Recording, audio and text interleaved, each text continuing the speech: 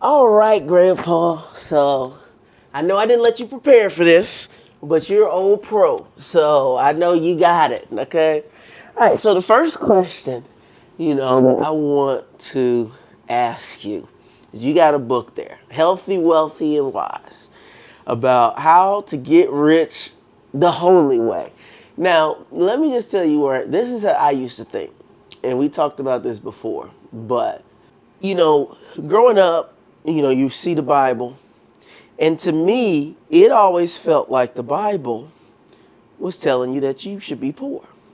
When I see it saying, it's easier for a rich man to get through the eye of the needle than to get into heaven, and when I see, greater are the poor, for they will inherit the kingdom of earth, and I see all these things, and then you go to church, and they're like, oh, you're supposed to suffer, and you're gonna get your reward when you die. And so, you don't, money is evil. Like everything that I was growing up felt like money was bad. Rich people were bad. Money makes you evil. Rich people are evil. And so I think that it definitely for me gave me an impression that was bad. It was inherently bad, evil even. And as I got older, and I was like, I want to make some money. I'm like, well, this can't be. This must be anti-God to want some money. I don't know what's going on. But you have a book, and you talk about this, and I think a lot of people feel, especially Christian, but even non-Christians, feel that money is the root of all evil. That's the saying. And so I just want you to talk to me about why that's not correct. Okay, first, that's a misquotation. That's a misquote. Yeah, Money's the root of all evil. yeah. The love of money is the root. That's Oh. a lot different. It's the love of money is the root. So that's a misquotation. And then, but then to start with, when you look at the purpose of God, the purpose of God was seen in the very beginning, in the first, at very beginning, which they don't put emphasis on. In Genesis chapter 1, verse 26, and God said, let us make man in our likeness and in our own image, and let him have dominion over everything on the earth. Now, so, uh, and then when you get down to the 28th verse, he has made man, and then the first thing he does, he blesses man. And when I say man, mankind, human Mm-hmm. beings, he blesses them. And the proverb tells us, Proverbs chapter 10, verse 22 tells us that the blessing of the Lord maketh rich, and he adds no sorrow with it. Mm. That's powerful. So we know that those ideas that you received are not accurate. That the God's will is that you will be rich. And then he goes on to list the things that makes you that you take what you have and become richer. He tells you first to be fruitful. That means create. Create. Be creative. Sometimes if what you need and what you desire is not there, create it. Mm. That's the first thing. And those that people who are creators have a little edge on everybody else. This is It true. means something to be creative. All right, and the creation uh, starts in your head, in your thinking. That's where it begins. That's why we all take time to think. We need thinking time because that's when the creation begins. You're doing it in your mind. You cre- Mm-hmm. now then, so he tells us that if you want to be rich, be creative. Now, number two, grow. He says multiply, which also means to grow. And so, what can you grow? Well, start where you are. Grow your intelligence.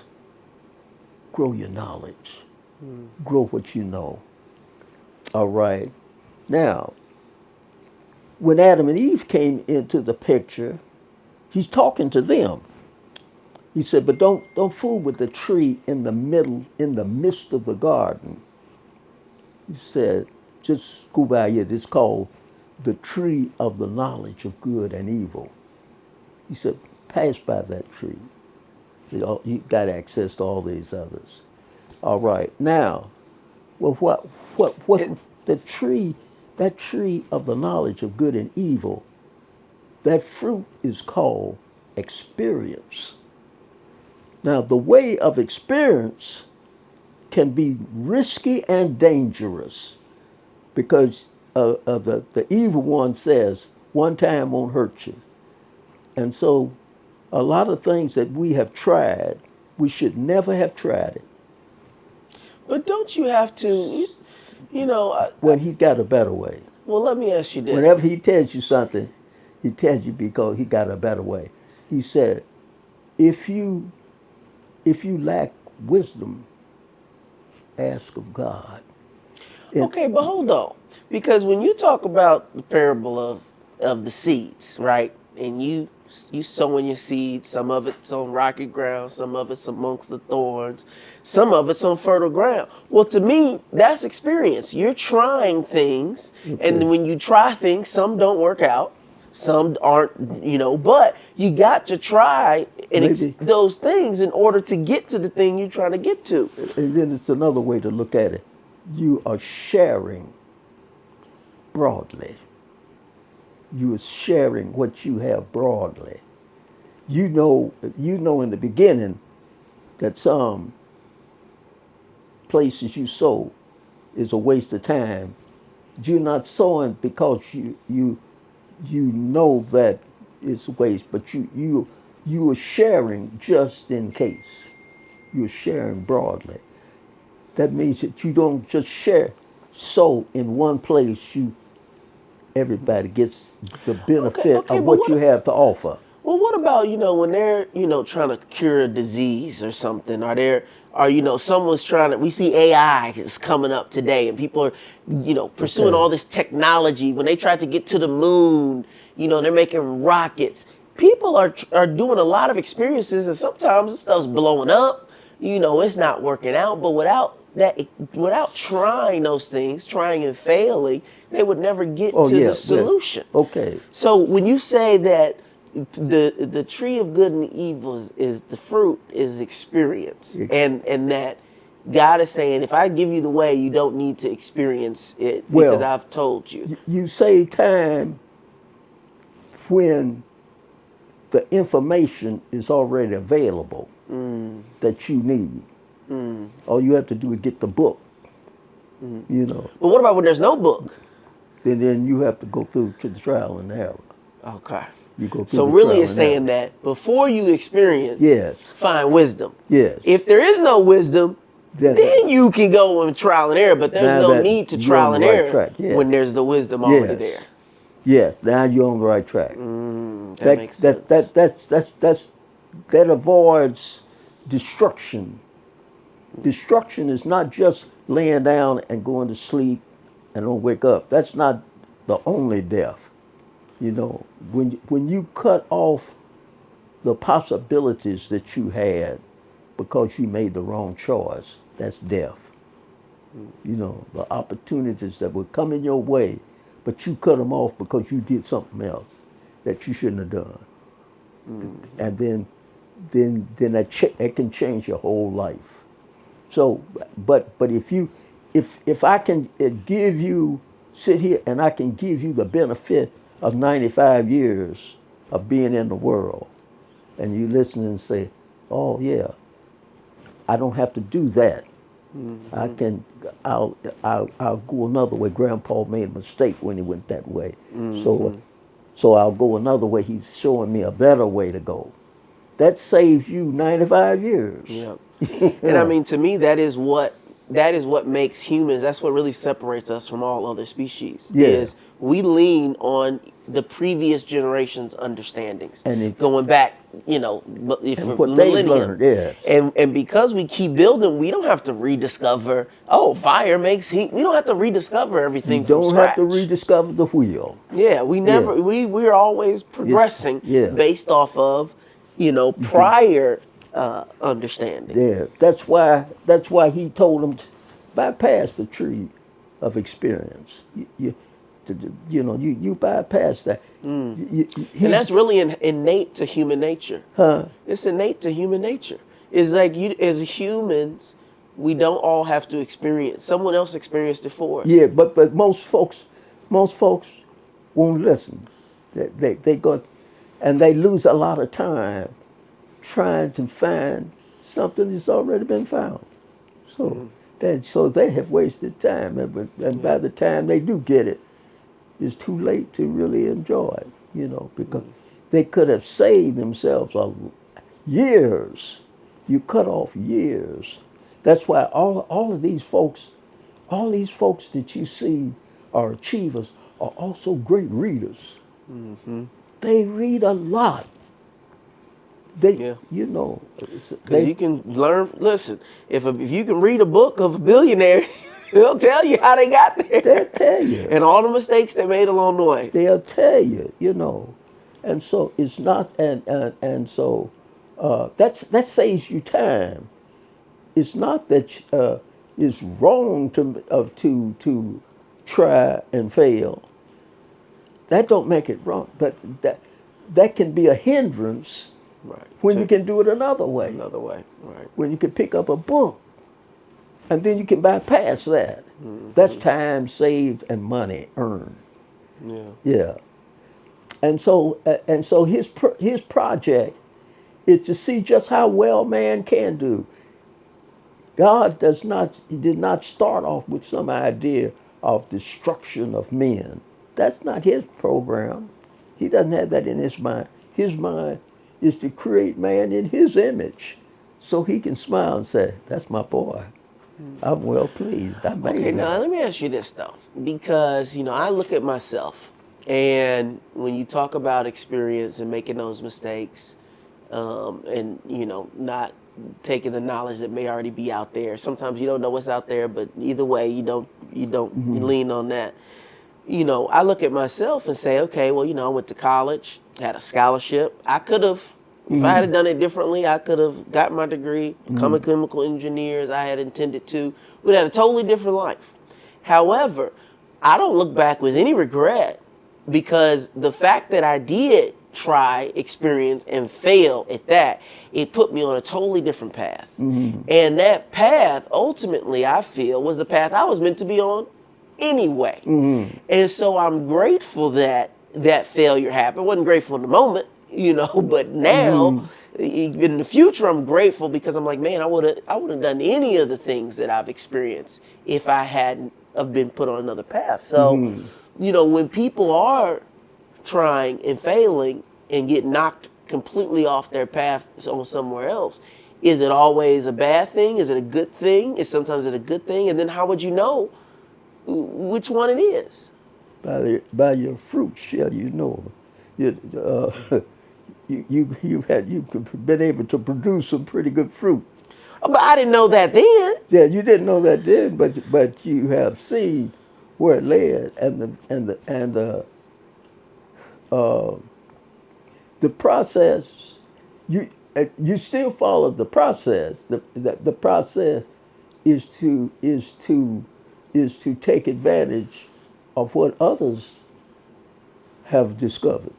You've done that too, along with the fact that you went to school, but you also took advantage of what others understood and learned, and so that puts you on a good path. A lot of folks don't do that. They don't listen to others, and they don't pay attention to what others have discovered, and build on that, because that's a part of your story, how you built on something that somebody else had already discovered, Mm-hmm. and you built on that. You looked at that, and then you saw another way that it could be used and utilized it.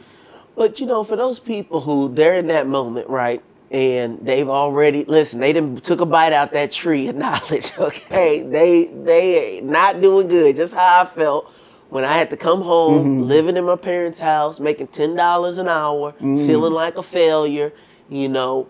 How do they know? Because you said earlier, sometimes you can make a mistake and it's irredeemable. You can't come back. And I think a lot of people when they take that bite out that apple, they just assume it's over for me. My Yeah. life's over. It can't be recovered from. This is just what it is now. Mm-hmm. And do you think that there is circumstances where that is true, or do you think there's always the path towards redemption, no matter what kind of mistake or Yeah. direction you Well, go? that since He's with us always, He says, "I'm with you always, even to the end of the world." So His Spirit, which leads always upward, and successfully, is always available if you choose to take it. If you choose to take it and see it. So then God won't forsake you. He gonna come back. Cause Yeah. it's saying, I thought it said something in the Bible said he'll forsake you and he'll be through with you. And see, the thing is, it's not that God has forsaken you. We You have forsaken forsaken God. Him. That's what it is. We turned off the path. So when you turn off a path, then that's a different thing from God turning. It didn't say that God turned off the path. You turned off the path. But in the book of the prophets, I like Ezekiel. Isaiah 55:9 says he tells him to make a change. Up there, he tells it that let the wicked forsake his way and the ungodly man his thoughts. So you make the change. God is still the same. He never changed. You changed. so so you make the change, and you'll be all right. When Jesus came in preaching, He preached one sermon, Matthew 4:17. Repent, for the kingdom of heaven is at hand. Change your thinking, for what you're looking for is within your reach. So you're not out of the reach of it. You're just not thinking right. You don't see it right. And when you make the change up here, then And you see it. you'll And you you realize it get was right back in on front of you the course. whole time. You get back on course.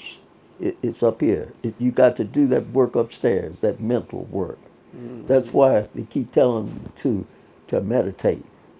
You know, meditate. And one of my favorite is Joshua chapter 1, down at verse 8. He said, "This book of the law shall not depart out of thy mouth." It means that it's not just something that you talk about. It's not for discussion. It said, "But thou shalt meditate therein day and night." That means you read and you think it out, think what he's saying, see what he's really saying. That's why we back to the books again, and then say, and that you may do according to all that is written therein, and Okay. make your way successful. You know. It kind of reminds me, there's a famous scientist, Nikola Tesla, which the company Tesla is named after. And Nikola Tesla, he created DC electricity. I believe it's DC, maybe it's AC electricity, before Edison was able to figure it out. And the only reason that his didn't work, the only reason that his didn't become popular is because Edison had a big financial backer that buried his technology, even though it's the type we use today, which is why anytime you have electronic, it has a little brick that comes with it. That's to convert it to Tesla's form of electricity, which is the alternating current. Actually, that's what it is. His is alternating current, where Edison's was direct current. The problem with direct current is it causes fires. Okay. And so, but he didn't have it. But what Nikola Tesla used to always say is, he's like, I'm not that smart. He's like, but what I do is I don't run experiments in the lab. I run experiments in my mind. It's like I'll run an experiment 100 times in my mind, Okay. and it'll work, and something will fail, and I'll just keep running it over and over and over until it works. So then when I go and I actually try it for the first time, 9 times out of 10, I don't need to do another experiment because it worked the first time because I already ran the experiments in my mind. That's why the scripture says man is created in the likeness of God. But God has created, he did it in his mind. It was nothing else but his mind. So he worked it out in his mind. And he's created us to do the same thing, is to work with your mind. So, If you can't change anything else, you can always change your mind. But so many people don't. Yeah. So, okay, so I want to get a little history here. You were around and heavily involved during the Civil Rights era. And first, I have a question, but first I just want you to give some background on what you went through, what it was like. But then I want to really talk about black people in America. And we've made a lot of progress in this country. And black people in America are wealthier than any black people in the world combined. However, we still lag behind. And obviously there's systematic racism that's at play here, but there is also a big mindset issue that's, I believe, at play as well. And so I just want you to talk about what that transition was like. I feel like before segregation, end of segregation, black people were very entrepreneurial. And if I'm not mistaken, the amount of wealth was greater than, percentage-wise, relative to whites than it is even today. And so I just want to kind of talk about what it was like, what you saw then. When you talk about these principles in the church, I feel like, at least for me, obviously we didn't come to your church every Sunday because we're in a different city, but I feel like none of that stuff being taught, for me growing up. And so I just want you to talk about what that was like then, what you think some of those lessons that apply today, and how that process led to the opportunities that black people have, but also some of the complacency that I think exists today where people aren't pursuing the highest version of themselves. I know that was a lot in one question, but I'll let you go. Well, first of all, going through the period, well, let's see. You started back about Reconstruction time, but right after Civil War. Right. And living during that time my grandfather was living during that time. Churchill, Crutcher, Robinson. He was living during that time, my mother's father. He lived during Reconstruction time. He was in Berea College in 1880, I think. 1880, 1881, 1882, right through that period. And one of the things he got going to that school, Berea taught him to be creative and to work and to utilize whatever was available. And he got to Louisville sometime before 1900. My grandfather was married twice. To my surprise, I didn't know he was married twice until I started searching the records. But his first wife and his first child died, and they were in Louisville before 1900s. But then he married the second time and moved to Louisville from Frankfort, Kentucky. And His first child in his second marriage, was a boy. He died, but then he had a daughter. My Uncle Jimmy's uh, mother, Aunt Ethel. She was born, so she was the first living child, and she was born in 1900 in Louisville. So I always marked his beginning in Louisville in 1900. But when I discovered he had another wife and she was a Louisville girl, so he was here before that. Now, he worked as a porter. That's what he did when he came to Louisville. And what's a porter? Huh? What's a porter? The cleanup for white people. Oh, okay. Like a janitor. Janitor, like a Gotcha. janitor. Down in the business section of town. He worked at a store. And, but by the time he was married to his second wife, he had gotten him a push cart. And he would go to the Haymarket and get vegetables on his push cart and then bring them back to the black community and sell the vegetables. And then he went from selling vegetables off his push cart to a little grocery store. Wow. And then after he did well with the groceries, and then he bought him a farm. And he grew the stuff on the farm instead of buying them at the market. He grew his own stuff, raised his own animals, and sold them in his grocery store. And so then he became, in addition to that, he became a real estate investor, and he began to buy property. Now he's just out of slavery. Was he born a slave? He was born in 1867. 1 year after slavery. Wow. His daddy was a slave. Yeah. And his father was in the army For the Union. that went down to Atlanta. As the war was closing out, he was in that group with General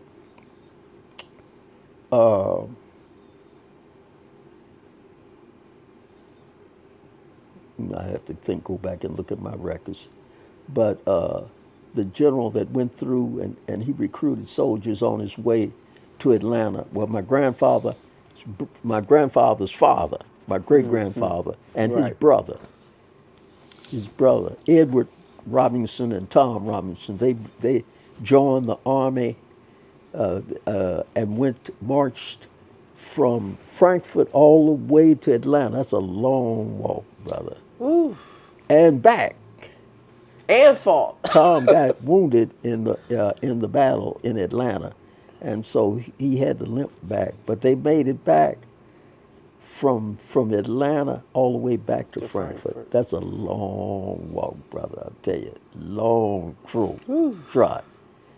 And but my grandfather went to school at Berea. That was the first experiment of a black and white school of higher learning in the state of Kentucky.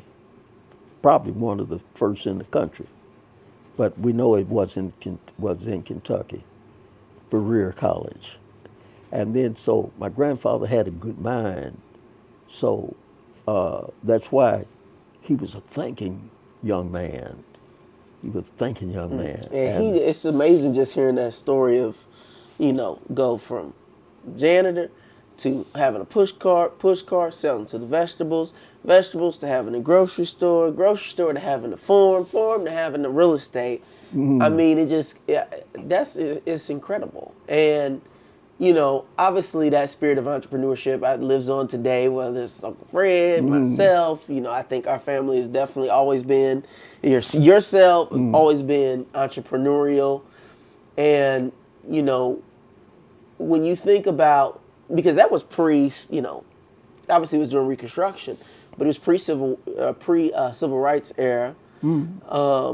Just talk to me about what, because you have Martin Luther King later on saying, I fear we've integrated into a burning house.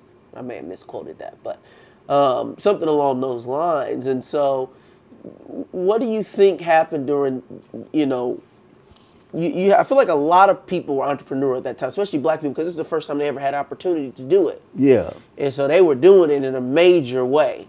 Yeah. But then at some point, They switched the cards. It's what happened was that the people who the other people who were in opposition to it, just, the, those slave society, they were in opposition to this change in the situation of the blacks, right, you know, because they had been able to take advantage of them. right, And they so couldn't. now they see that that's over. At least it was for a while, and they decided to to to to to interrupt it Right. and stop it if they could. And I've seen all the, you know, where they stole their money from the banks, wouldn't let them pass their money down to their descendants, you know, wouldn't give them loans, redlining, all kinds of policies. All of that was began to set things back and to and to use the prisons as a means of Free labor. yeah, getting cheap labor because they could take them out of prison and work them for free. It was just another form of enslavement. Mm-hmm. And any excuse would do to get you arrested and get you some time. And so all of, but even though it was bad, but it was also good. It was a challenge to us that in spite of what they would throw out there, all the hindrances, we would overcome it anyway Still do it. and keep moving. You know, it was interesting. Now, during the time that my father came along, my father comes along after my grandfather's time, and of course, he comes along during the time of segregation, strict segregation, And you're in the South during the strict yeah, segregation. nigger, you can't go here and you can't go there. That was that time, and in spite of that, that turned out to be an asset to the black community. And my father saw it. I didn't see it, but he said you're going to lose when you change this thing. And what was happening was that we had one thing that we had during that time was a market. The black man had a market because all the black folks had to buy from a black. Right. They couldn't go to no other stores. But They wasn't welcome.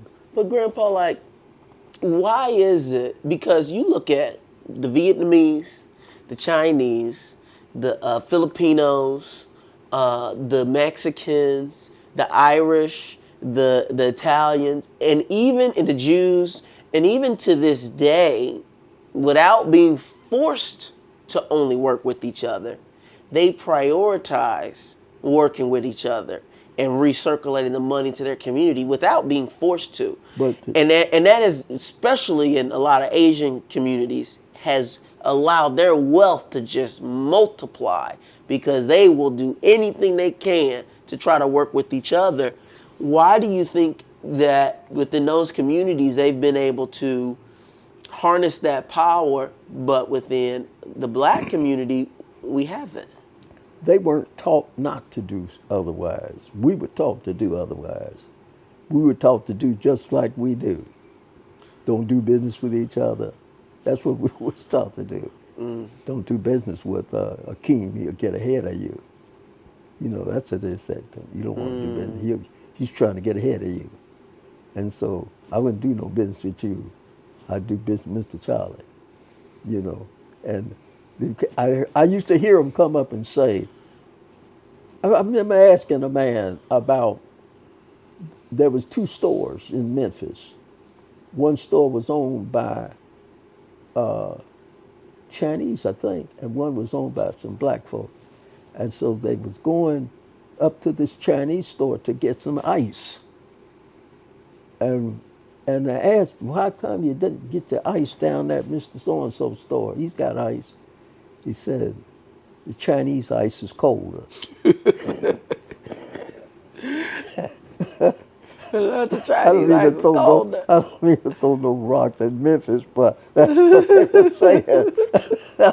You know, I ain't trying to be insulted enough, but that's what they're saying. I said, you got So that we can wrong. blame Memphis for this. So, no, I'm just kidding. The Chinese ice is colder. No. But like, don't you? But they went through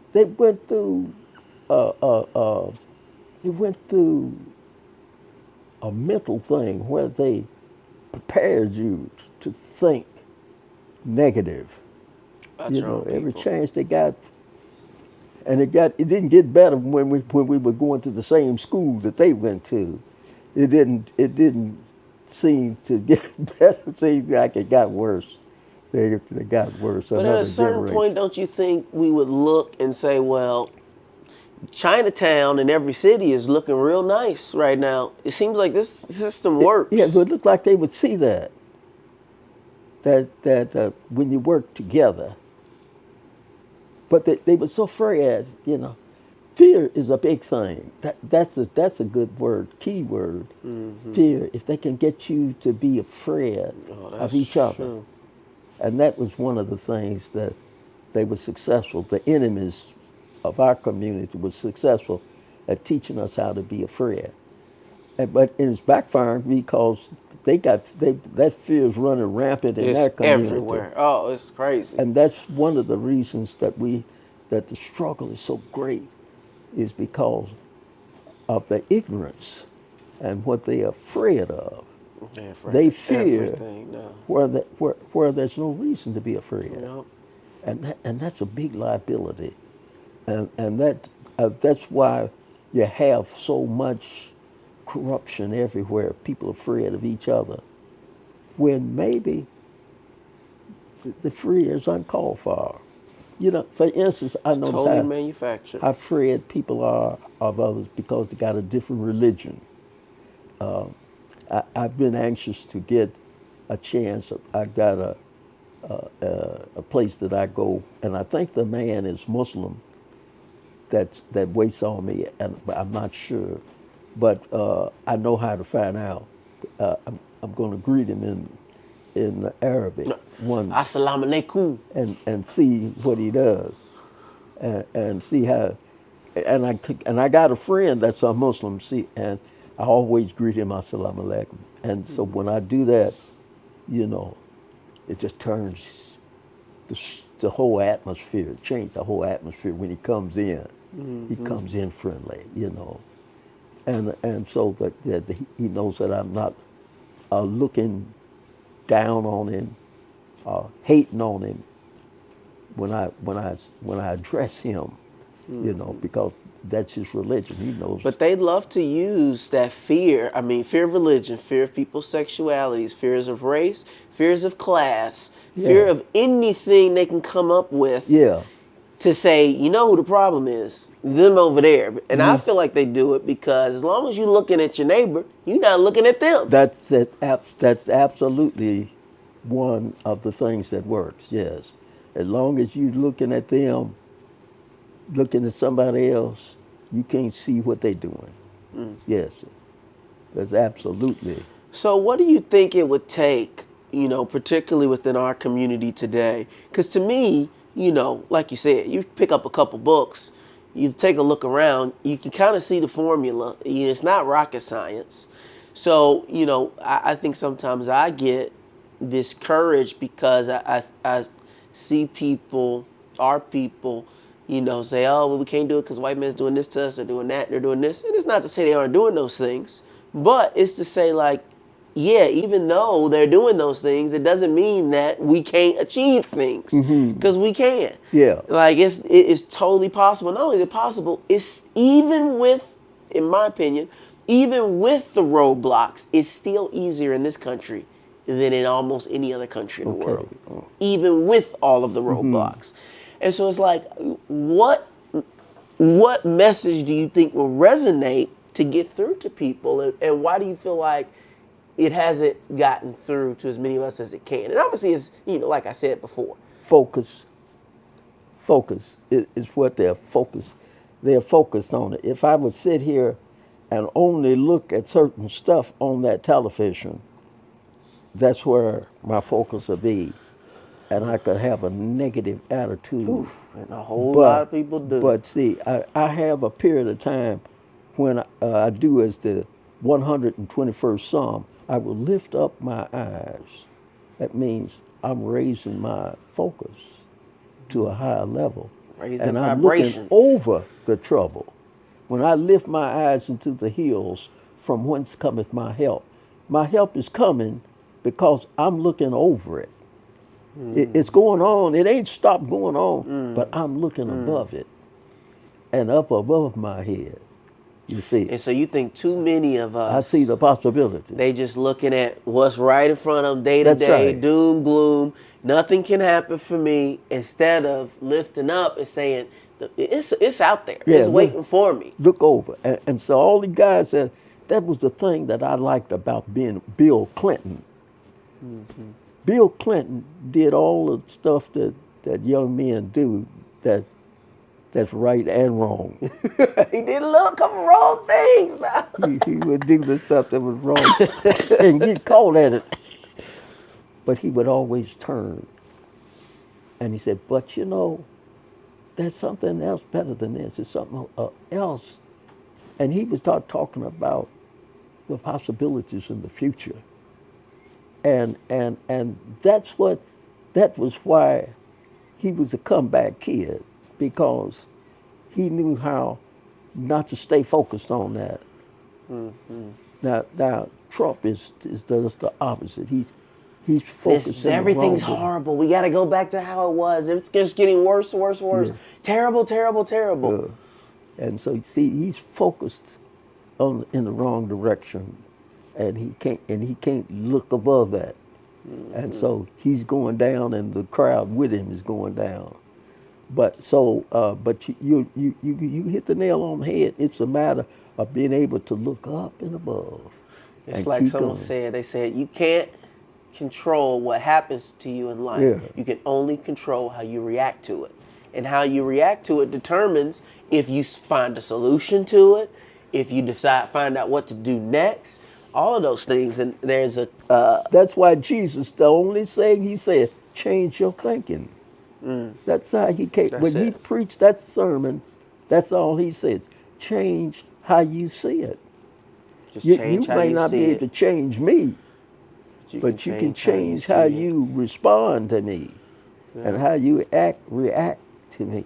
But it's a lot of things that's not changed and not gonna change. But that's not your concern. Your concern is what you are a king over a kingdom, and your kingdom is within. That's what God is called the King of Kings. He is a king, and he's a king of kings. And the kings that he rules, he don't try to rule Louisville. All he wants to, if he can rule me, I'll take care of Louisville. Mm-hmm. All he has to do is get a few folks that he can work with. He's a king of kings. He works. He is a personal. They use the term personal God. I don't know if they understand what they talk about, but he's working personally.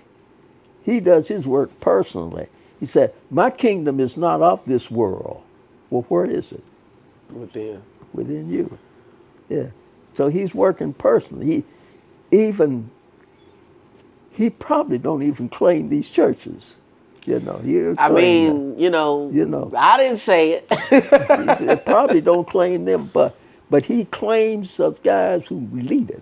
I was listening this morning, I think this morning or last night, to Jamal Bryant. And he was telling his congregation, he said, we're going to take 2 Sundays and we're not coming into church. We're going to be in the street. And said on the second and the third, fourth Sunday, I think he said, we're not going to be in this church. We're going to be on the street. And we're going to preach. And we're going to feed the hungry. And when he talk about feeding the hungry, he ain't talking about take a basket to 4 or 5. He talk about thousands. How many thousands can we handle? You know. And he thinks differently. And that's the way the Lord does. He gets a person who he can get to your mind, and then he stirs them up so that they can change things.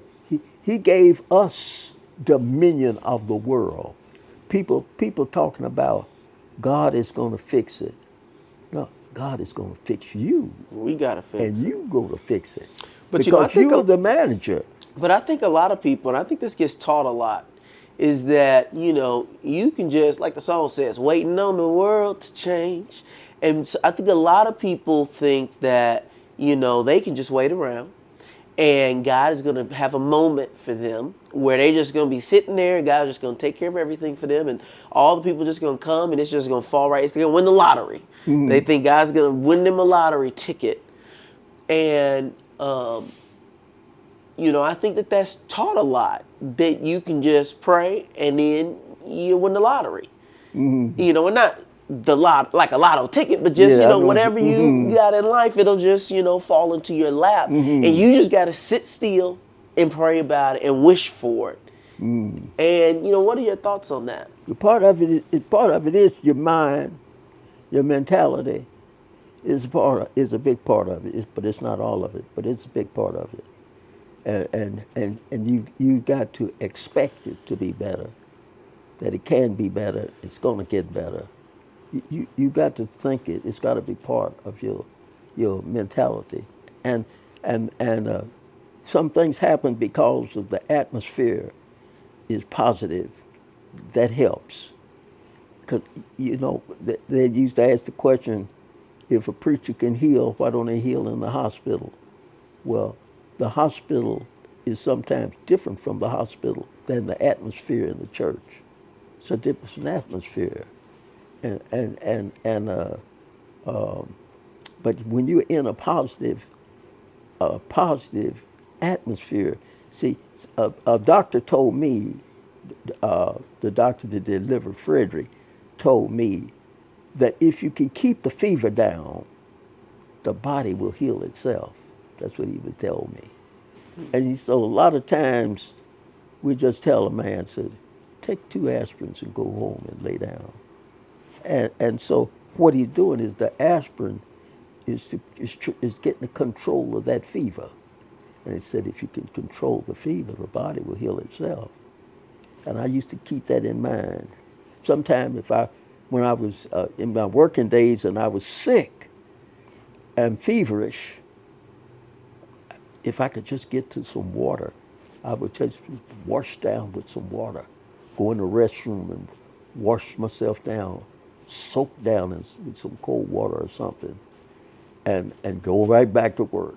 And that fever would let up, and I could work a couple of hours maybe until they come back. If they come back, I do the same thing. He said that if you keep the fever down, the body will heal itself, and that's what I would do. I was good at using BCs and aspirins. You made it to 95, so something must be working. I said you made it to 95, so something must be working. That must be working.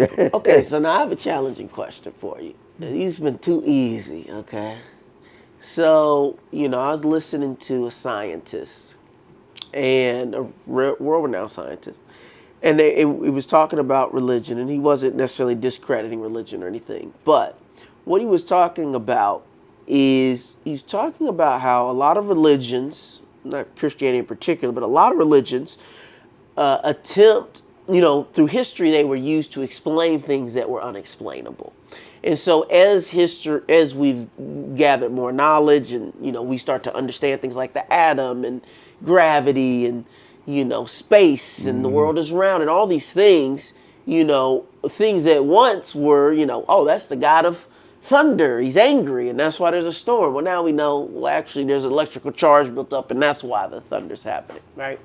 And so, he also pointed out about exorcisms in the Catholic Church, how they used to, exorcisms was a huge business, big thing, right? And they thought, people are acting demonic, they're twisting, contorting their body, shaking on the ground. Well, now we know that, that's, what's it called when you have an episode? Epileptic. Epileptic. Right. We know that's epilepsy, when people are doing that, and we can treat it and we have medicines for it. And so, you have some people, Grandpa, that say, well, it's just a matter of time before we can explain everything. And all of the ways that, just like we were able to figure out, oh, that's epilepsy, oh, this is why thunder is happening, oh, the world's around, we have science has come through, and science can't explain everything, but, at least today. But what do you say to those people that say,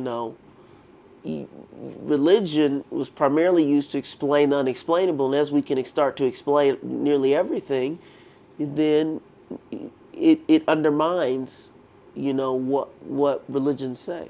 Yeah, I don't think it will ever overrule. Well, religion is religion.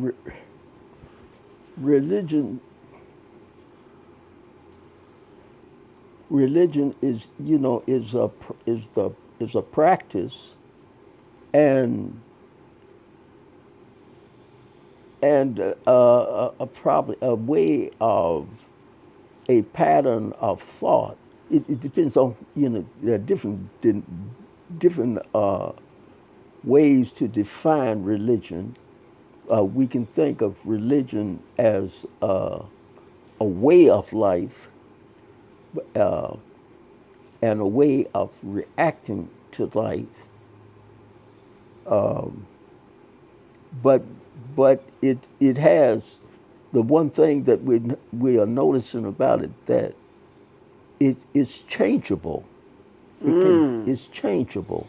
Some people would have said, people say it's unchangeable. Yeah, it doesn't remain the same. And the same people that thought. But there's a lot of people, Grandpa, very resistant to that. Thought that the world was flat, but they don't like change. See, but the world, we've discovered that the world isn't flat. The more we study,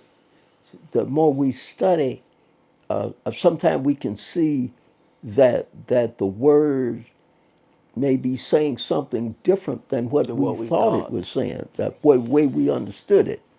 And it's not so much the word as it is us. Sometimes it's our ability to understand, and because we can only receive as much as our view will permit us to see. We can only see as much as your ability to see will allow you to see.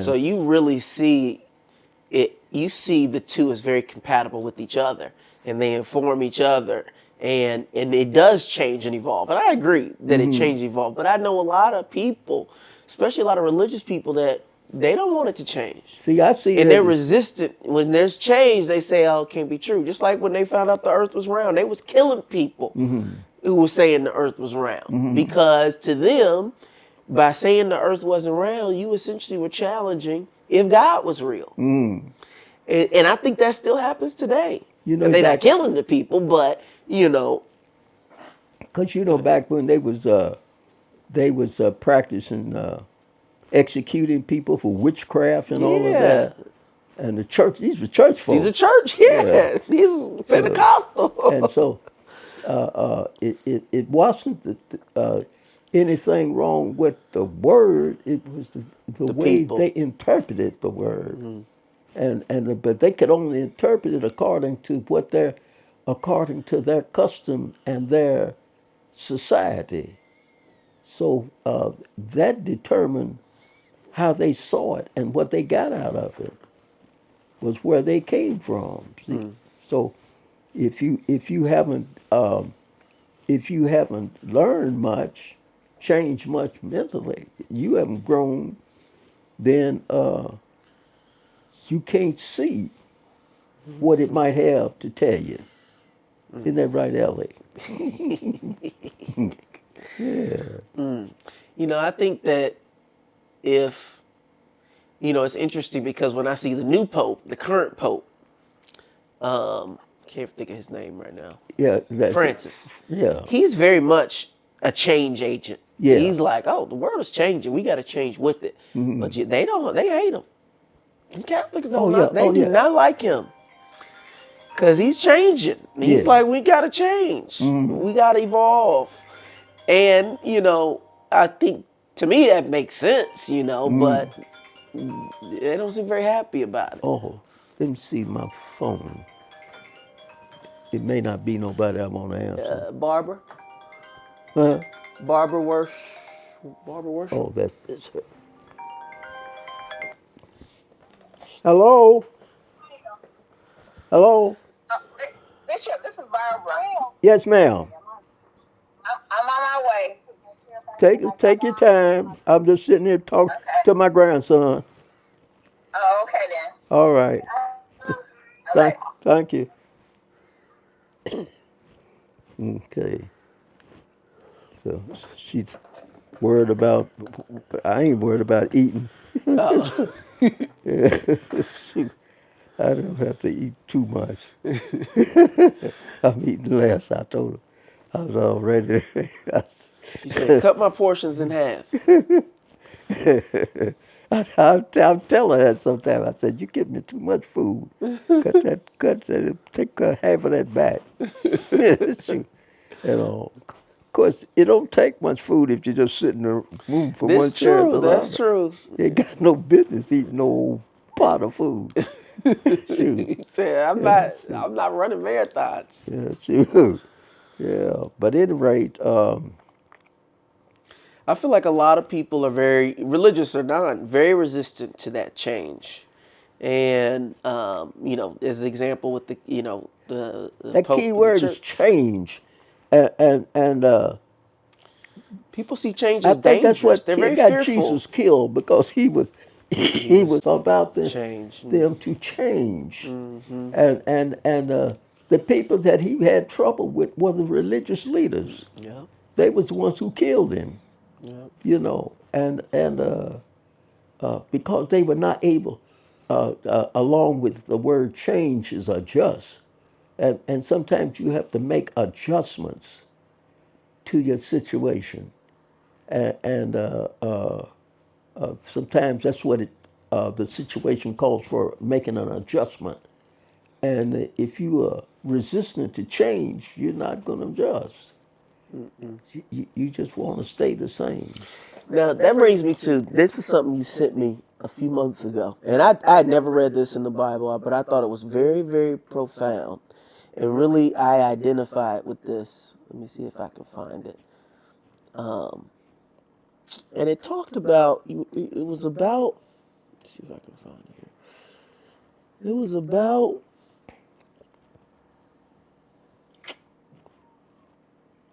people's personal beliefs and their personal doctrine and how it's different for certain people. Man, I don't know if I'm be able to find it. You may recall, huh? Romans 14. How you know that? Good memory.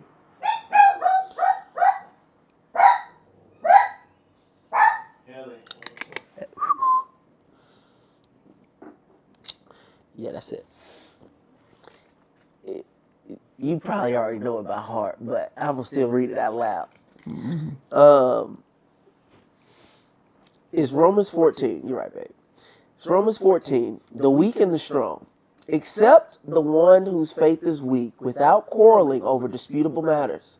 One person's faith allows them to eat anything, but another whose faith is weak eats only vegetables. The one who eats everything must not treat with contempt the one who does not. And the one who does not eat everything must not judge the one who does, for God has accepted them. Who are you to judge someone else's servant?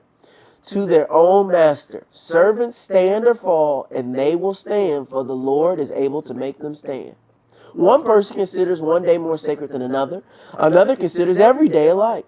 Each of them should be fully convinced in their own mind. Whoever regards one day as special does so to the Lord. Whoever eats meat does so to the Lord, for they give thanks to God. And whoever abstains does so to the Lord and gives thanks to God. For none of us lives for ourselves alone, and none of us dies for ourselves alone. If we live for the Lord. If we die for the Lord. So whether we live or die, we belong to the Lord. For this very reason, Christ died and returned to life, so that he might be the Lord of both dead and the living. Then, why do you judge your brother or sister? Why do you treat them with contempt? For we will all stand before God's judgment seat. It's Powerful. and when I read that, I had never heard that before. And when I read it, everything for me personally, because I don't go to church every Sunday. My beliefs are very different, than what would be traditionally Christian. But when I read that, to me, it was so powerful because it showed me that, man, and they say this, but they don't really practice it, how personal your faith is and your beliefs are, how personal God is to you. And what it showed me was like, you're right for you, but they're right for them. That's right. And there's nothing wrong between those two things. Yes. And I'm like, I feel like this is something, when you talk about that fear, people being afraid of change, they're mad at the Pope for changing stuff. You see it within our country, especially amongst religion. People just like, this person's wrong, that person. And it's like, hey, it is right for them, and it's holy for them, and God's right for them. Yeah. They need this for their faith and their walk and their journey. That's what they need, and it's right. But for them, it's something totally different. And it doesn't make you right and them wrong, and it doesn't make them right and you wrong. I think you're looking at it the right way. Why is that never taught? I ain't never heard that taught in no church, Grandpa. It's sitting right there. But sometimes, a lot of times, group control, Because you can't control, that is opposite of control. Yeah. And so that's opposite of what the word is teaching. This is what the word is teaching, and where we are operating is opposite. Total opposite. Huh? It's total opposite. I was so shocked when you sent me that because it is so opposite to what, and like I said, there's people like Joe Osteen, and he never gets into that. I mean, so it's not to say there aren't people out there who aren't doing that.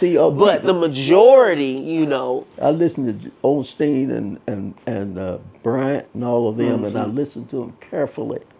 And they hate them. They are hated. The people hate them. All they want to do is talk about, they have a private jet, and look at all this money they have. Da, da, da, da, da. And of course, they're not saying anything that's not scriptural. Because you read it right from the book. Yeah, to me that was one of the most powerful things I've ever, read for me in the Bible. Even, when Jesus prayed, he said, "Our Father which art in heaven, hallowed be thy name. Thy kingdom come, thy will be done in earth as it is in heaven." That's such a powerful state. That, in other words, what you've got going on in glory, let it go. Let it also work inside of me. Because in earth is not the same as on earth. And even some of my favorite preachers, when they are preaching, they'll say on earth, but King James doesn't say on earth. When you pray in the Lord's Prayer, he doesn't say on earth. It says in earth. And you are in earth. You are on earth and in earth.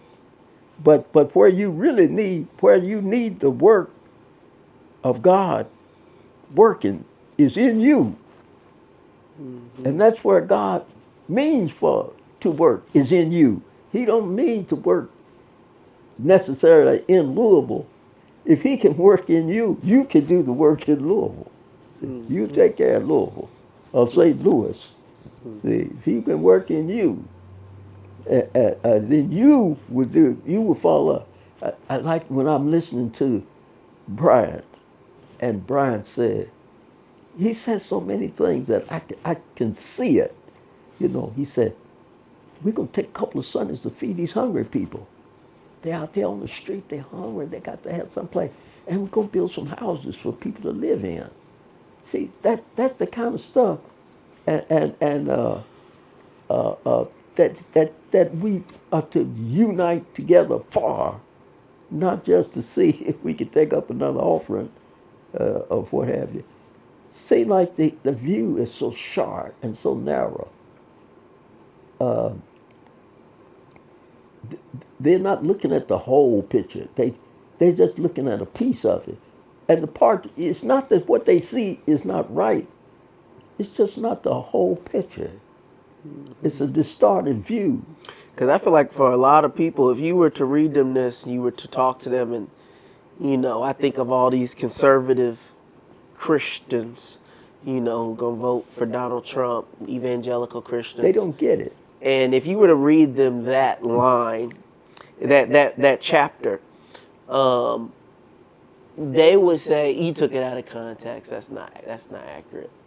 Mm-hmm. Because they look at people different from them. And they just think they are just the worst human beings on the planet. I work with a fella, a preacher that's a holiness. They call themselves Christians. I work with a holiness pastor, and he switches right over into this teaching on holiness, which I don't have no disagreement with holiness because I believe in it. But you can teach it in such a way that you got to do a lot of stuff before God will consider saving you. That's not what the Bible teaches. They don't teach that. He's teaching that God, while you was yet in sin, Christ died for you. That's what the book said. He didn't say that you had to get right, and then he would go to the cross for you. No, while you were sinning, he went to the cross. And so that's what it teaches. But that's not what we teach. We don't teach. Hey, what we teach? We teach you got to do fire this, you got to do that. You got to pick up your cross and you got to walk. You got to walk with it. I'm telling you, bear your cross. But that's not what the book said. It ain't saying that. But the point is that sometimes, and when I was thinking through on it a few nights ago, and it said the point is that the plan of salvation is just an easy thing, and that is big enough to cover everybody. But the thing about it is that sometimes a righteous man will turn from his righteousness. Once the Lord has blessed you, then you turn from that and go in another direction. And as I said, we started talking earlier. I said it's not the problem is not that God will change on you. It's the problem that you change on Him. You're the one that do the changing. He never changes. He started off blessing. That's how he starts off. He started off giving you a blessing when you showed up. He start you off with a blessing. So you ain't earned it. The gift that we got that makes rich, you didn't earn it. He gives that to you. That came with the package. That was a package deal. And so, but the only reason that you're not enjoying it is you turned off the track and you went in another direction. I was talking with somebody, a friend of mine, and we talk about it, how, I was talking with a friend earlier today on the phone, and we was talking about how even he was talking about when he wasn't living a Christian life, he had money, but he was poor. He was broke. And And I had one of my guys in my Bible class. He was handling lots of money. He was a drug dealer. He was a drug dealer and a drug user, drug addict. And he could come and sit beside me in my Bible class. You was buying indulgences. Some people say, what is that? Why did Reverend Liggin tolerate him? Well, if he had nerve enough to come and sit with me, I had nerve enough to give him what I got. so he would come and he would sit with me. And today he's a powerful preacher. He's good. I mean, he's powerful. And he was saying, but we were saying he was talking about how he was poor. He was poor, but he had plenty. He had money. He had an income. He worked for Ford Company, and Ford paid well, and he had no family because he wasn't married. And so he had that money was rolling, and he was a drug dealer. He sold drugs.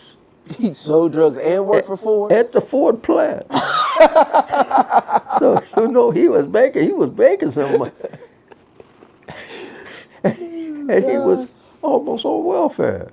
He had rode a bicycle, and he would go where to get the free food to get food. How was that possible? Well, them drugs just take some money.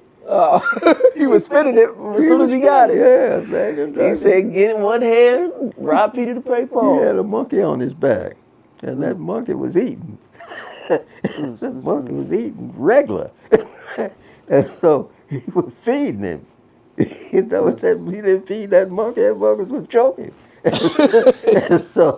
And another guy that was called me, well, we were talking about, he was talking about how hard things went, and then now how prosperous. He said he can't spend the money that he gets, He can't give it away fast enough. He said, I can't give it away. He was talking about where he gives his money, different places. But I was saying that what happens is about this idea about change. We make the turns that hurt us. We are the ones that make those turns. God didn't do it. We do it. We turn off the track. And if we make bad choices, those choices come home to haunt me, And so I've made bad choices, bad decisions, and they always cut something off. But the good thing is that you can make another choice. Mm-hmm. If you chose to, the only thing about it is that sometimes you can get where you don't see it. It's so easy that you don't even see the need to do it. So I don't need to do it. It's already cut. Maybe it is, or maybe it ain't. Maybe you done messed up. Because the plan of salvation is so simple that they call it cheap gospel. That's what some of the theologians call it, cheap gospel. It's not cheap with what Jesus paid for. It wasn't cheap. But at the same time, while it looks easy, I can be preaching the reason they hate people like Jamal and old Joel Osteen, and they're telling people how easy it is for God to bless you, how he wants to bless you. All right. But you know what? I do find, I like Joel, and I listen to him, and I know Jamal Bryant's similar. But I do think sometimes, to me, it can actually harm people. I'll tell you why. You're on the right track. It'll make you trifling. Well, and so when you could do, there are some things that you can do. He leaves in the plan. When I started out, I talked about what he did and then what he left for you to do. But sometimes it's so easy. It comes so easy. You didn't have to do nothing for the blessings you got. That sometimes people get trifling. They too trifling. Well, this is what I think happens to a lot of people is when you go and someone tells you it's going to be so easy, and if you just pray and you act right, it'll just come to you. It's just going to be so easy. And you sit and do But nothing. when it's not, Bingo. Well, and when it doesn't come easy, and it is hard, and in my experience, building a business, being successful, it ain't as hard. This ain't the hardest thing in the world, but it also don't mean you can sit around and do nothing. Yeah. It is work, and it is hard work.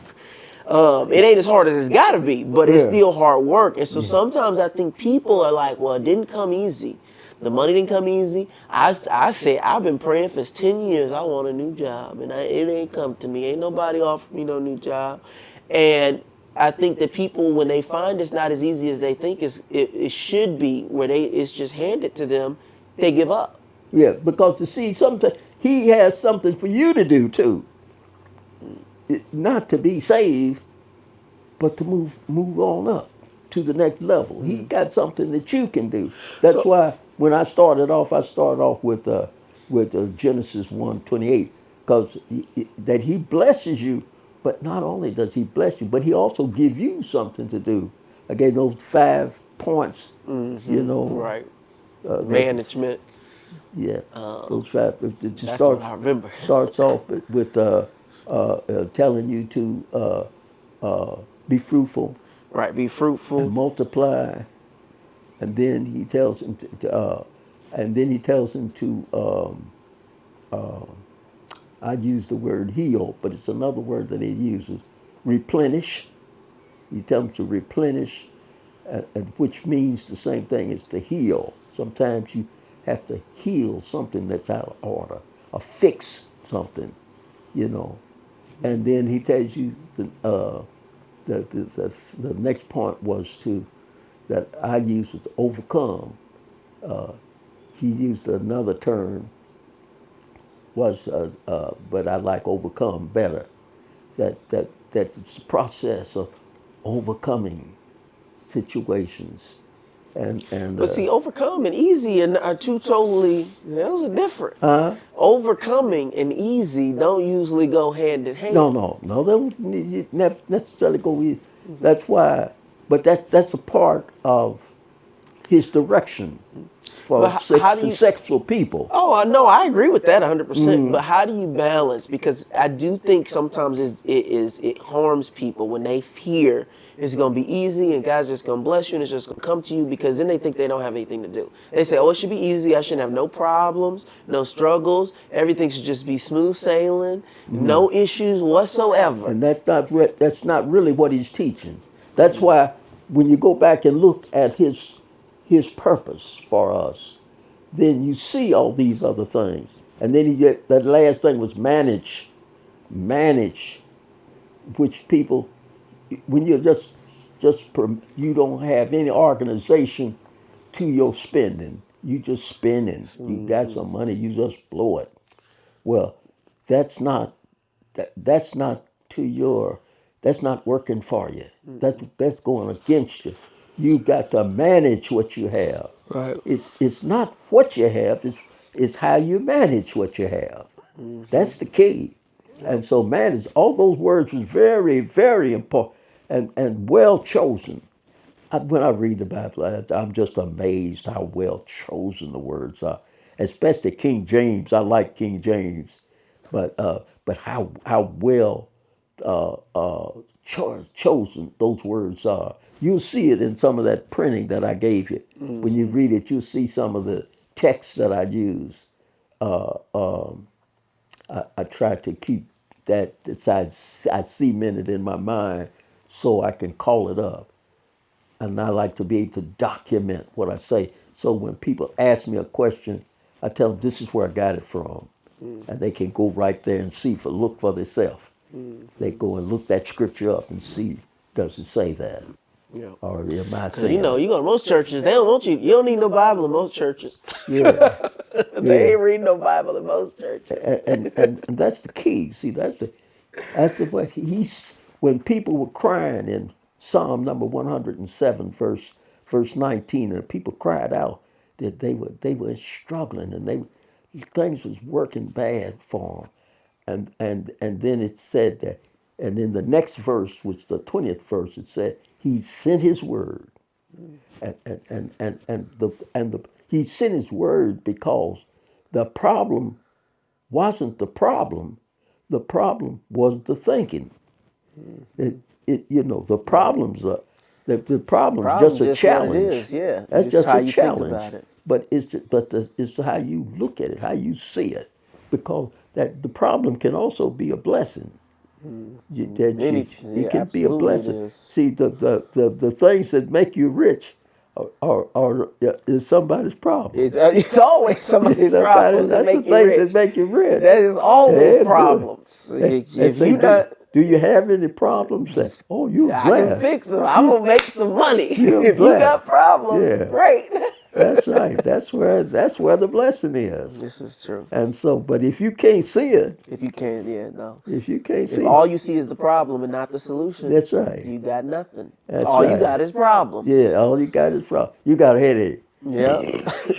Got a headache. Right. When one person Yeah. sees, them living in an area that has plumbing that's messed up, the water pressure's low, it ain't working, everybody's upset, government housing is just terrible. Somebody else says, this is a business. Everybody is going to need a plumber. That's right. And I'm about to make me a lot of money. That's right. And one person sits there and is complaining about their living situation, and another person says, there's an opportunity. And just like you talked about your grandfather, he said, my people ain't got grocery stores to go to. He Yeah. could have sat there and been like, oh, I can't believe the white man don't have no grocery stores here for us. And I see people do that to this day. Yeah. Oh, we have a food desert. No one wants to put a grocery store here. Great. Right. There's people here, ain't it? Yeah. They eating. Yeah. And last time I checked, they got food stamps. So they ain't even got to pay for the food. That's Sounds right. to me like you need to open a grocery store. That's right. At the very least, a cart. When I lived where I was living in Clarksville, Tennessee. Was that where I discovered it? Clarksville or Alcoa? I guess it was Alcoa. Well, I started noticing in Clarksville, but before I got to Clarksville, up in Louisville, when I was growing up as a child, when I was a child here in the West End, and before there was a lot of businesses such as we see, there was a lot of peddlers used to come through the black community, all kinds of people, and they would go from door to door selling little things. They'd have a basket on each arm. They'd have thread and knitting things, and All kinds of stuff. just all kinds of little knickknacks. Knickknacks. And they would go from house to house selling stuff. And when I got to Clarksville, I saw that. But it was in Clarksville, in Clarksville that I started working for Lucky Heart. Well, Lucky Heart was a company out of Memphis that sold. It was a wholesaler that put salespeople out on the street to sell. Okay, sell What their did they products. Huh? What did they sell? They sold hair products and just okay. everything things that black folks use. Okay. So, and their home office was in Memphis. So they advertised in the black newspapers, and so I noticed when I was working there in pastoring in Clarksville, and my money was funny. Not funny money. My money was funny. I think I made $25 a week, something like that. 25, maybe 30. It was trouble. It was struggle. And so I had made that kind of money as a boy in Louisville. And so the men the men in my church who made the most money, some young men worked for a meat packing company. Some of them made $100 a week. But they had to work 100 hours a week. Whoa. $1 an hour. $1 hour. They would get $100 if they work 100 hours. And they work hard. They had to lift those big animals. Not like that baby there. I'm talking about them real Right. Cows. like a half pigs. a cow, the pig, goodness. all 500 pounds, all. And can you imagine you lifting a 500-pound hog all day long? You lifting, and so they were doing that kind of work, but they was making fairly good money, but they was killing themselves doing it. And I was making the regular salary, which was around $25 or $30 a week. And so uh, I remember telling somebody, I said, so I was watching to see what other people do. That's how I learned to always watch. And I could see white people coming into the community, and they were just selling all kind of stuff. And I was watching one day. I said, I'm gonna see. And I was reading the Pittsburgh Courier, and I said they advertised this company out of Memphis where you could sell stuff for them door to door. And I said, well, I'm out here visiting. I'm visiting the people for prayer. I could sell them some hair tonic. I can do both. Wait a minute, I thought Jesus said don't set up no market in his church. You're not supposed to be selling stuff while you I wasn't praying. doing that in the church, but I did it outside the church. So shoot, I come in here and He said, we're not in the temple. read a scripture to you and something. Then get my sales book out and say, look at this. Now Jesus wants you to have a good hair. Okay? Your hair is it's dry and brittle. And I said, oh. Cleanliness is next to holiness. Like jewelry. I said, look at this. This is something that just came out. Oh, Reverend, what is that? How much is that? This is really, you're going to look real good on Sunday. I started selling, and a white man said, what are you doing? I said, what? He said, what are you doing? I said, I'm doing the same thing you're doing. I'm trying to make me some money. I said, as a matter of fact, I live in this neighborhood. What you doing? And he looked at me, brother, and they couldn't get used to me because, I talked to them like they wasn't used to us talking down there. And so, but I met another guy in Alcoa who worked for the aluminum company and quit and went to work in the black neighborhood.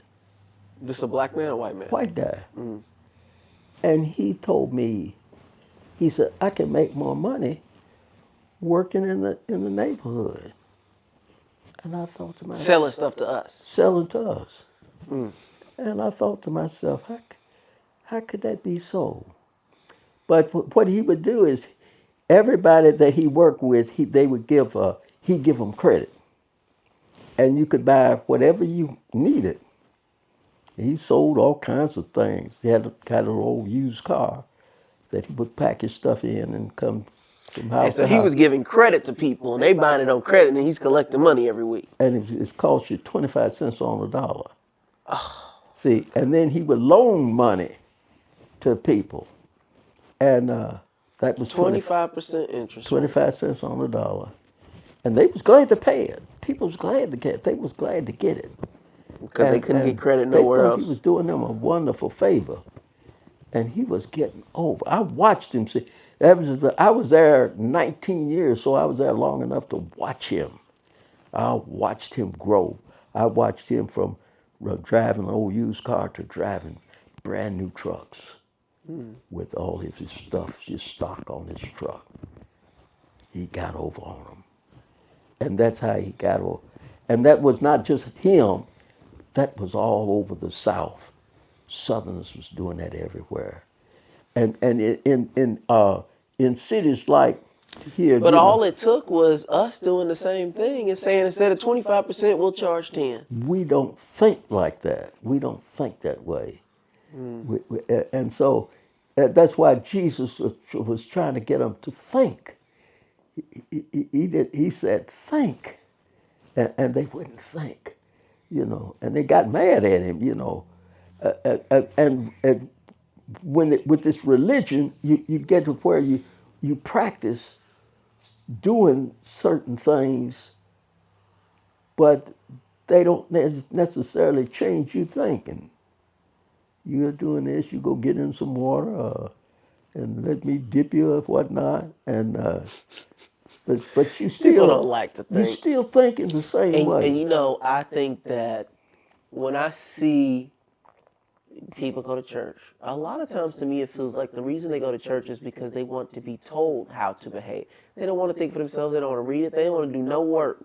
They just want to go someplace, be absolved of their sins for being there, and then go back to doing whatever they was doing for the week. And then that's all they're doing. And there's no growth, there's no learning, there's no nothing happening there. Yeah. You know, it's like them indulgences we talked about. And then they blame it on somebody else. And then they blame somebody else. Mm-hmm. Oh, they did this, they stopped me from da da da. And there's no responsibility, there's no self-improvement happening. You know, white folks trained us to be that way, and now they upset because we are that way. They make, you know, when you read about made in America, that's us. We was made in America. We wasn't made nowhere else but in America. They made us. And then when you act like they made you, they say, what is this? This ain't nothing but a monster. You know. And but it's nothing but it's nothing but a little thinking won't make a difference. And you know, just to end us, because I know you got another thing you got to do here soon, 6 o'clock.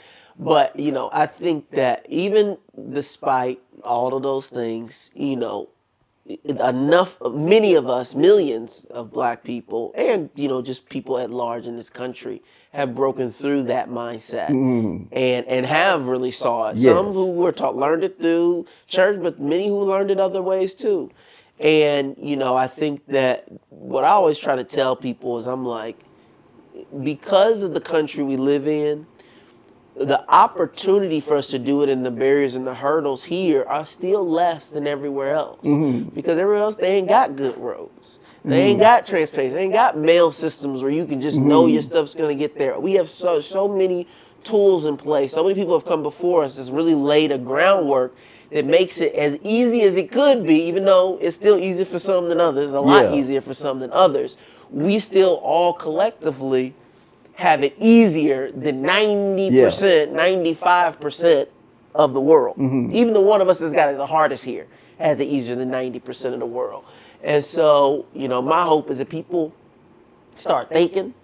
And I appreciate you, grandfather, for giving me these words of wisdoms from the Bible, because I often talk about a lot of these things just from my own experience, you know, but it's all in the book. Seeing it in the book, you know, I think is very powerful, because it just goes to show you how universal the truths are. Yes. And it's all around you if you just pay attention. And I believe it's in other books, but I know it's in the book, in the Bible. Right. I know it's in that book. Yeah. And I believe that it's in that other it's in a lot of books. Have it in their books. And my thing is, not just even religious texts, because a lot of things that you're talking about, I learned in books that weren't about religion at all. Yeah. I heard a man talking about it. He said, I'm not talking from the Bible. And everything he said, I could quote it from the scripture, you know. And but that's why I always say I think God, to me, is bigger than the Bible. Because God can speak, because somebody wrote it down. It don't matter what the book was, someone wrote it. And if God was speaking, then they wrote it down. So, you know, you can get, the only way you don't get the message in my book, no pun intended, is if you're just not paying attention. You got to have your eyes wide shut, and unfortunately, a lot of people do. And I think that because I've been reading the Quran, and I see some interesting things in there. I haven't finished reading. I got some more reading to do, but I think that I can find a lot of truth there that's also in the Bible. Oh, of course. Because God does not just talk to one person. It's very true. I mean, I see stuff like that in books that aren't religious at all, in songs, in movies, And sometimes just from a person that you're talking to on the street, Mm. you know, you'll get a message and that message has meaning. And, you know, that's why I just try to, as much as I can, and I'm not perfect, but, you know, as much as I can, I try to listen. Because I do think if your mindset is one that is receptive to receiving the message, you'll get it. I was reading Josephus, who was a Pharisee and a general in the army and as historian. I was reading Josephus, and he was talking about paradise in the bosom of Abraham, where the dead go when you go from the. And so, but I met a man while I was in the hospital, and he came to me and he said he wanted to ask me about something. He said he had an experience, and nobody that listened to him understood what it was about. And so he wasn't a Christian. He didn't go to church or anything. And so he told me this experience. And when he told me that, I had read it in Josephus. I read it in this book. It's called the Book of Antiquity, written back in the days of John, the apostle of Jesus Christ, back in his day. And so this is what they read in the theology. The theologians in seminaries, they read this book, one of the required reading.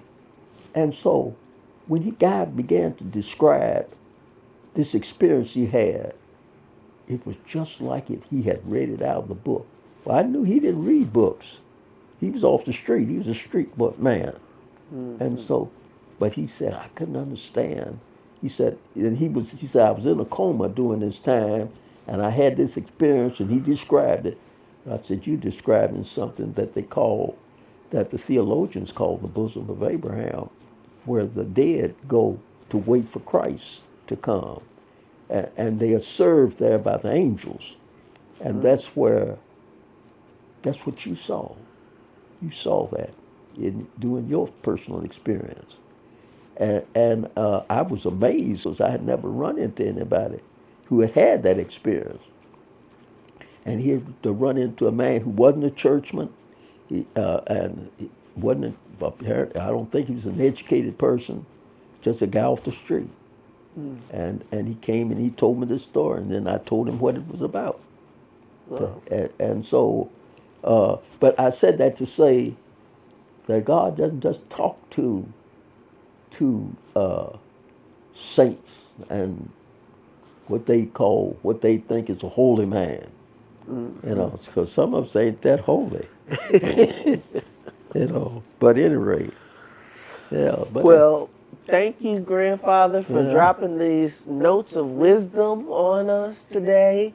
I'll definitely got some reading to do, and I'm sure for anybody watching this, they got some reading to do too. And we've come from a good place and laid a good foundation of knowledge and prosperity if you put it into action. that's true. That's true. Awesome. Well, thank you. All right.